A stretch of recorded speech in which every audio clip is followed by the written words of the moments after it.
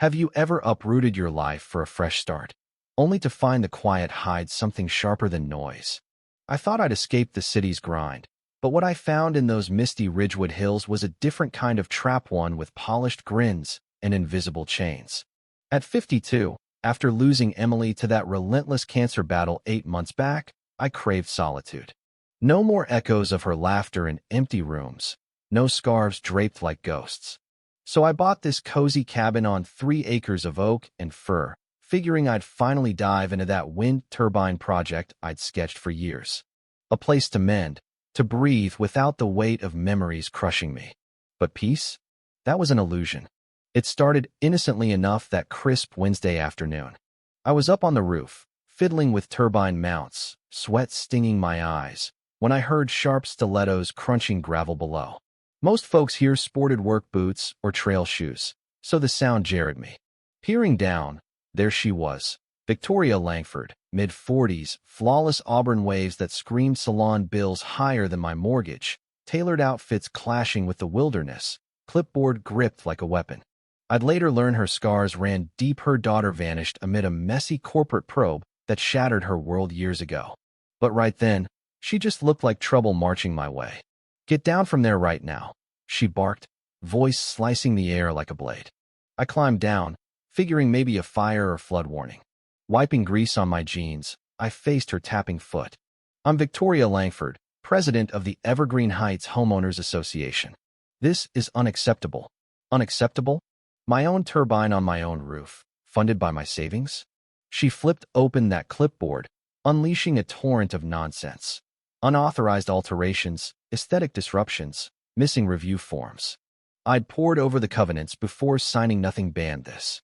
But to her, it shattered the neighborhood's visual unity, threatening property values like some plague. I stayed calm. "Ma'am, I double-checked everything. This doesn't violate a thing." She stared like I'd denied gravity. Across the road, the Thompson family strung a swing in their yard until Victoria spotted them. She stormed over, yelling about temporary leisure violations under Section 14. The dad dismantled it silently, mom herding kids inside, faces burning under neighbors' stares. That's when it hit. This wasn't rules, it was dominance, a queen enforcing her throne. My first real ally emerged then. Evelyn Brooks, a warm 68-year-old widow next door, watched from her deck. As Victoria huffed off about urgent board summons, Evelyn ambled over with a wry grin. "If you weren't so bullheaded, I'd say run now. She's got demons deeper than these hills. Folks just duck and pray she picks another target." I nodded, but doubt crept in. Was I too worn to battle this? Evelyn's hints about Victoria's iron grip unchallenged for years, with resistors vanishing painted a tyrant in suburbia. That night, a violation notice slapped my door, riddled with legalese and glaring errors. Immediate cessation, misspelled, grammar botched. Laughable, yet chilling, with threats of fines escalating like a noose. As her car crawled by thrice, eyeing my setup, I sensed it. This wasn't about turbines. It was personal, my self-reliance a slap to her control-freak empire. Her war intensified with a crisis HOA summit, 24-hour notice on a Thursday eve prime for low turnout. The venue? A dingy shed with buzzing lights and metal chairs. 15 souls showed, mostly elders. Victoria's slideshow was a hit job, zoomed shots of my roof, me fetching mail from hidden vantage points. "This is defiance," she spat. Then, new bans on autonomous upgrades, turbines, wells, veggie plots framed as assaults on communal bonds. The vote. Rigged theater, 11-4 pass, me in the nay camp. Sympathetic glances fled as folks bolted. Dawn brought blackout power severed for hazardous mods. Coincidence? Hardly. Utility claimed HOA flagged it. But my backups hummed on, lights steady. Satisfying, proving her point futile. I quizzed Evelyn. Why no pushback? She whispered of the Martins, ousted last year over a gate dispute via phantom inspections, home condemned, lives ruined. Shadows grew, lingering cars, dog walkers looping my lot, odd tweaks to my fence.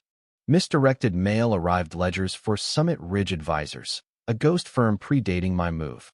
Suspicious. I wasn't helpless. Behind a false panel, my gear word. Intercepts, trackers, tools from a life I hadn't shed. Logs noted. Hostility rising, as forecast. Victoria's smears flew. Was a doomsayer hoarder. My cams spying. Neighbors averted eyes, the air thick with her poison. Digging deeper, HOA books revealed rot. $75,000 dues vanishing into phantom firms. Bloated bills for unseen work. Echoes of old cases I'd cracked. Testing allies. I confided in Mike Thompson about audit needs. He nodded then ratted, earning me a slander citation. Isolation bit. Night prowls circled my porch. Fake eviction orders landed. Forged seals gleaming. I archived it all meticulously, photos, timestamps, chains. Anonymous tip to the county? Sent from a library terminal. Then the distorted call. Back off. Harlan. We know. How? Vandalism struck. HOA traitor scrawled in crimson across my walls. Rage boiled, but I documented, scrubbed, then countered flyers exposing her scams, slipped under doors. Backlash. Mrs. Whitaker crossed streets to dodge me, whispering, stay away from her wrath. Online, she posted fake pics, me stalking. Fake injunctions demanded I dismantle cams. Tensions peaked. I signaled my network. Enter Alex Donovan. Suit crisp. No intro needed. We'd plotted this for months. See, I'm no retiree. James Harlan. FBI deep cover. Cabin of Fed outpost sniffing regional graft. Victoria's antics? Goldmine evidence of tampering. Ties to countywide scams. Her kingdom. One cog in a wheel fleecing retiree enclaves. Alex spread files. Bugs caught her rants. Intercepts her web. She's buried herself, he grinned. Preps ramped. Gear fortified. Backups poised. Intel pegged her endgame hired goons as cops to haul me on bogus warrants. Seize contraband. Dawn cracked at 5:45, pounding fists, badges flashing. Warrant. Open up. I lingered, rinsing my mug. Systems live. Doors swung. They barged, cuffs ready. Blinding floods erupted, disorienting them. Alex's team surged. FBI. Down. Fakes crumpled. Exposed. Victoria gaped from afar as real badges cuffed her. Conspiracy, fraud, obstruction years in Fed pen. Neighbors emerged, jaws slack, witnessing her fall. I leveled. Undercover op dismantled her syndicate, sparing innocents. Broader busts followed. Officials toppled, communities freed. She got a stiff sentence. Empire crumbled. Cabin mine now, genuine retreat. New board rose, rules torched, laughter echoed, gardens bloomed. Hills healed, no fear's shadow. But was justice worth the terror she spread? Did I play God, letting her rampage to build the case? Ever faced a bully cloaked in rules, or been one wielding petty power? Should feds embed in neighborhoods, risking lives for bigger fish? Spill and comments debate fuels truth. Like if this gripped you, subscribe for more raw tales. What lines would you cross for justice?